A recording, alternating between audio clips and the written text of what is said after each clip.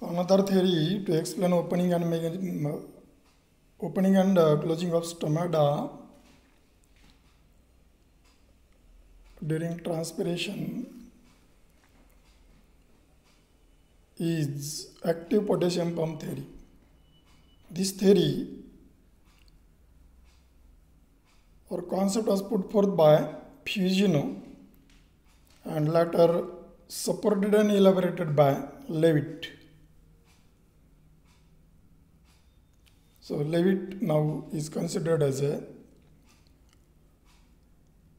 scientist who has given this theory, Leavitt.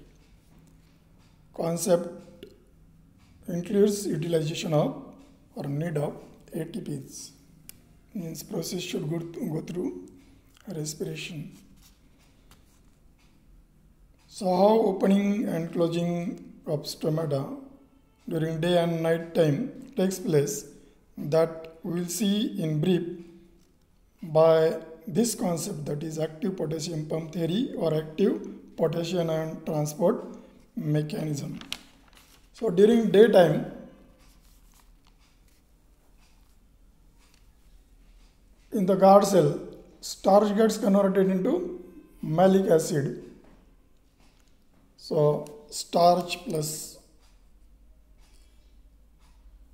water forms hexose sugars. Then these hexoses, by utilizing oxygen, gets converted into malic acid and water. Now this malic acid gets dissociated into malate ions and protons, positively charged, and malate anions. So protons thus formed, these protons are used by guard cells for uptake of potassium ions in exchange of protons.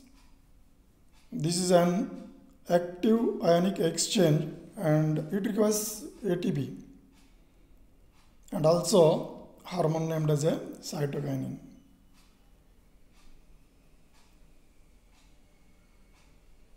Thus concentration of potassium ions in the guard cell increases.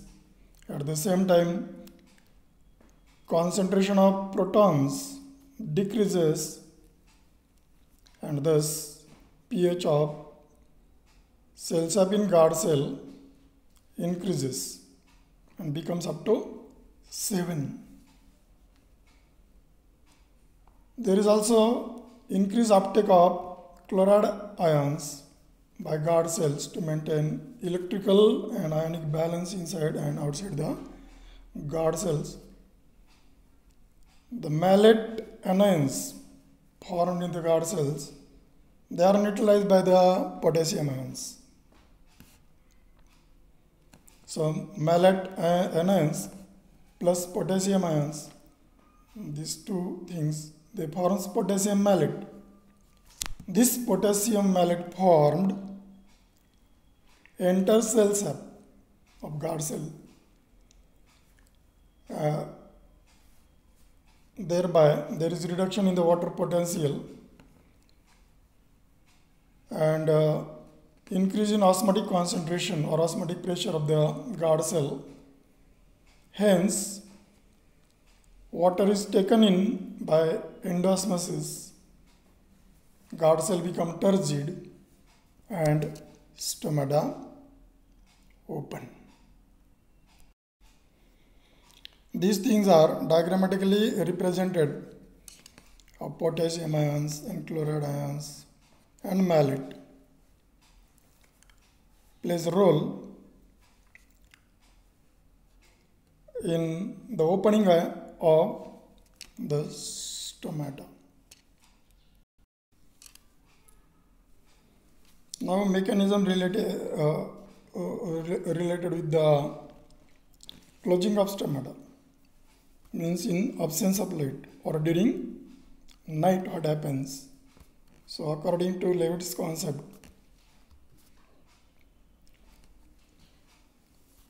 During night, no light, so decreased concentration of malic acid in guard cell, which results in efflux of potassium ions from guard cells. At the same time, influx of protons in guard cell. Acidic medium of cells up in guard cells is created. There is loss of chloride ions from guard cell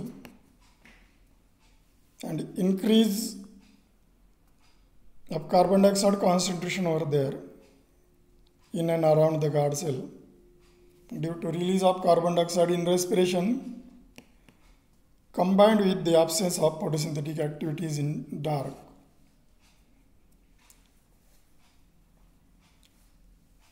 Also, here presence of plant growth inhibiting hormone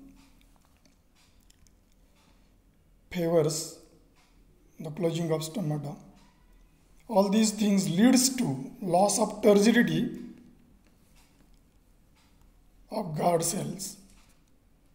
By exosmosis, water loss takes place and stomata closes.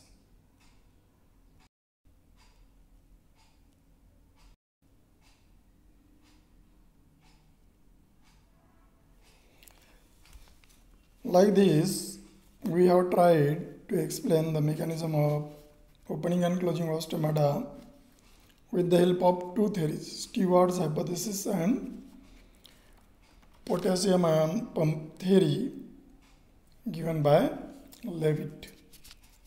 We will go towards one of the application of the study of transpiration, we can say. Once we came to know what is transpiration, how much loss of water takes place by the transpiration, and this huge loss of water is not good for the land plants and also for humankind. So here scientists, they are trying to develop the method to reduce the rate of transpiration which is there in the land plants to conserve water. So this concept we will study in brief, and that is the concept of anti-transparents. So anti-transparents, we can say, are the chemicals which are applied for reducing the rate of transpiration.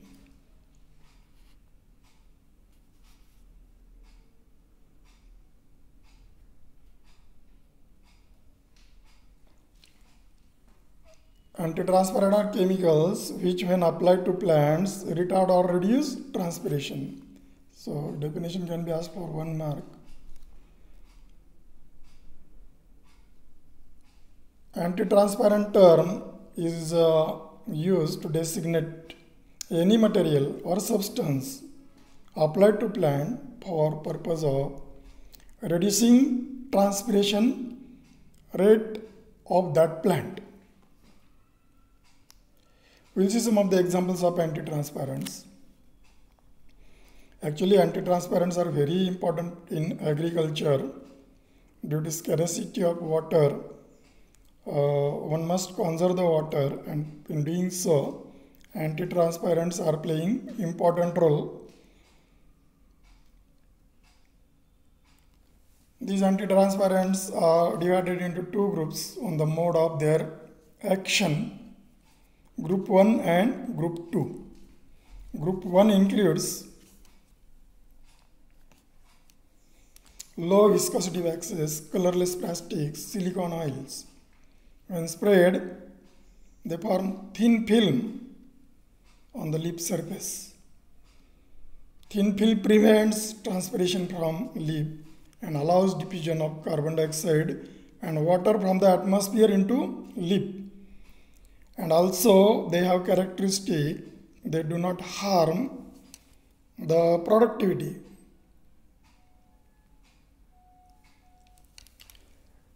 In second group, which includes stomata closing chemicals, for example fungicide like phenylmercuric acetate, commonly called as PMA, plant growth regulator like ABA or abscisic acid. These chemicals, they do not form thin film on the leaf surface, but when applied, for example PMA, when applied in low concentration, results in the partial closure of stomata for about 2 weeks in plant with very little or no toxicity on the leaves. In the same manner, ABA can be applied. It also brings about partial closure of stomata for few hours. One more, carbon dioxide, for example, it can be effectively used as anti-transparent when its natural concentration of 0.03% is raised to 0.05%. So this can be done under polyhouse condition. One can increase the carbon dioxide concentration. Naturally, it is about 0.03%, but can be raised up to 0.05%. And if one do like this increased carbon dioxide concentration level in a specific region induces partial closure of stomata. Some more chemicals like aspirin, salicylic acid are also nowadays are used as anti-transparents. There is some limitation related with some anti-transparents while using them on crop plants. Some of them may affect metabolic rate or may act as inhibitors for metabolism. They retard or reduce transpiration, but at the same time cause obstruction in photosynthesis or respiration, like important processes by restricting the gaseous exchange. Means carbon dioxide and oxygen from atmosphere to leave. That process is retarded up to certain extent. So whenever one use some anti-transparent, it must be non-toxic to plant. It should not cause permanent damage to the stomatal apparatus. Its effect must be only on guard cells and not the surrounding cells. It should be cheap and easily available in the market, and such substance or chemical should not cause any side effect or any type of pollution of the environment. So these are the essential features of anti-transparents. Now we will see in brief applications of anti-transparents. In field crop, we can use the anti-transparents whenever there is scarcity of water. By spraying anti-transparents,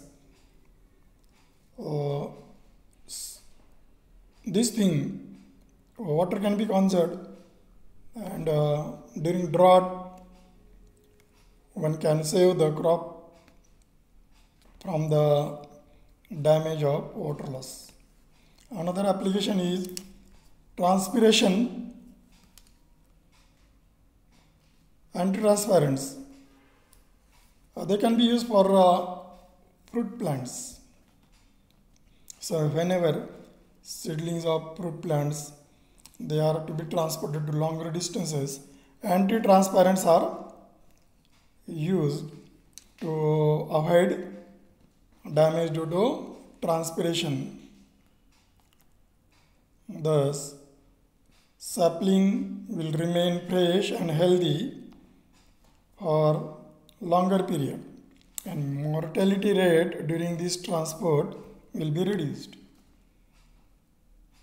So, for avoiding fruit cracks, anti-transparents they can be used. So, fruit cracking can be avoided by spraying or utilizing the anti-transparents. For ornamental plants also, anti-transparents are very important. So foliage of the ornamental plant, also flowers, they remain fresh when anti-transparents are sprayed on their surface. For keeping the flowers fresh for longer time, anti-transparents are used. Again, one can say for lawn development and for maintaining the lawn for many days under scarcity of water, anti-transparents can be used.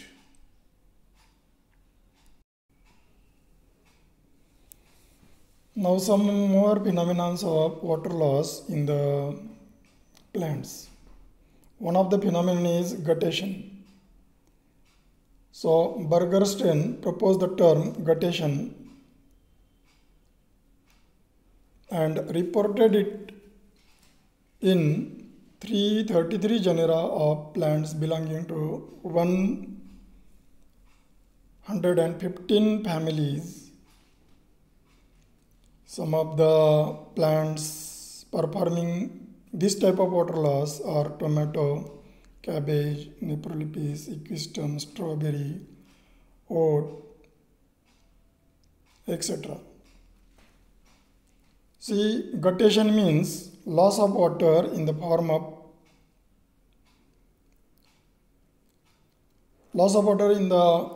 liquid form from uninjured tips or margins of lip. For 1 mark, this definition can be asked: loss of water in liquid form. In transpiration we have seen it is in vapor form. So guttation is loss of water in liquid form from uninjured tips or margins of lip. Uninjured is important, not injured. Uninjured tips or margins of lip is called as a guttation. So actually amount of water loss is very negligible as compared to the loss by transpiration. Drops of water are found on the tips of grass blades early in the morning. This thing one can experience. Such water drops, they are there on the grass blades when we go in the field early morning. These drops are actually drops of gutted water. So gutted water, what it contains? Water plus organic substances like carbohydrates, organic acids or nitrogenous compounds, plus inorganic substances, some of the mineral salts, they are dissolved in the water. And such water drops which we found on the tips of grass blades early in the morning contains all these things, organic substances as well as inorganic substances and water. When these drops dry up, organic and inorganic substances remain as residue over there on the tips and margins of leaves.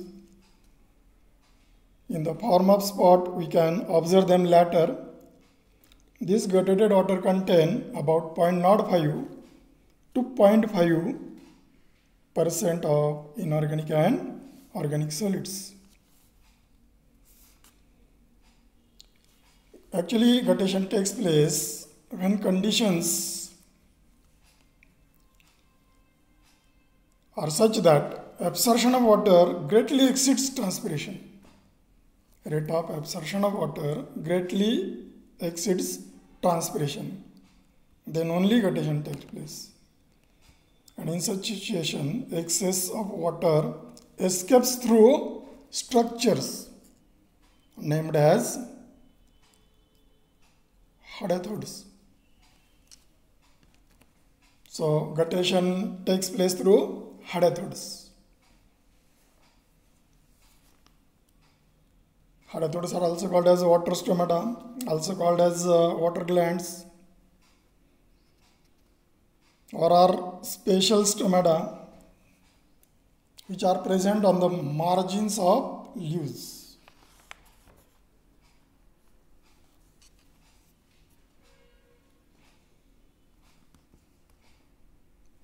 Here in the in the figure, single hadithode is shown.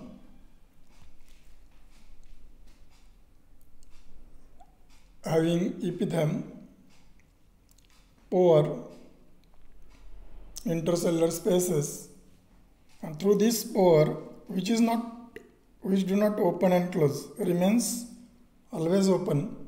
Through this pore, loss of water takes place through the hadithode. And these hadithodes here at the margin of the leaf, they are there, for example, Nephrolepis, etc.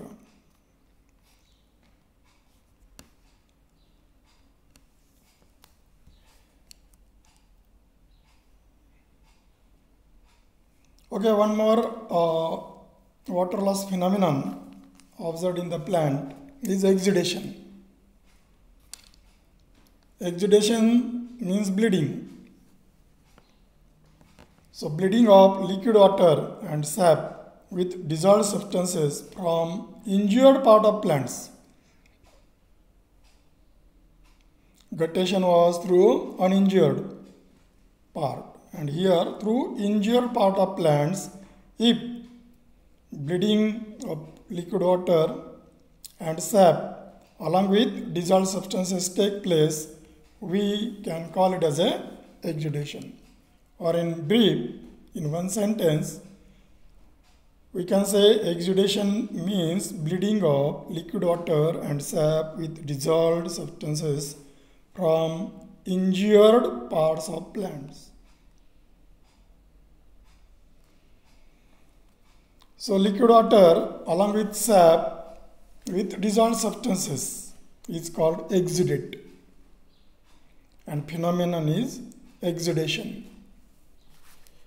So sometimes through some of the plants, large amount of water may be lost by this process, that is exudation. Duration of exudation and amount of loss of sap exuded varies from plant to plant. For example, agave exudes 6.7 liters.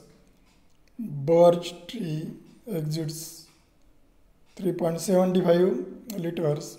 Caryota urens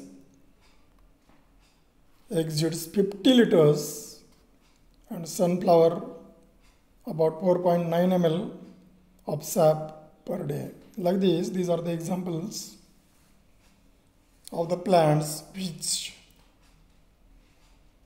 adopt this phenomenon of loss of water and sap.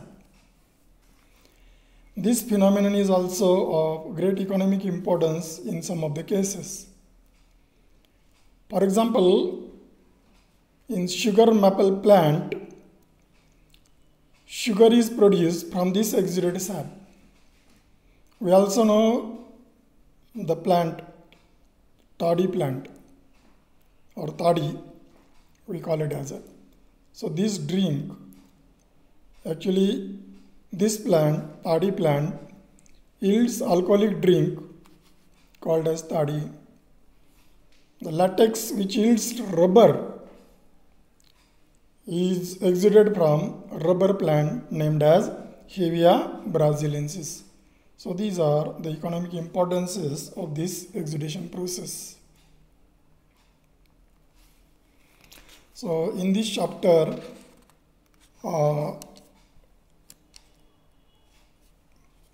question can be asked related to the transpiration and distinguish between transpiration and evaporation. So we know one can give the points of differentiation. So what is the difference between transpiration and evaporation, as well as the difference between guttation and exudation. We can make the points of differentiation between guttation and exudation even. So like this, we have studied the chapter named as a transpiration in two fragments, we can say. Previously, discussion was related with the informer clip. It was related with the types of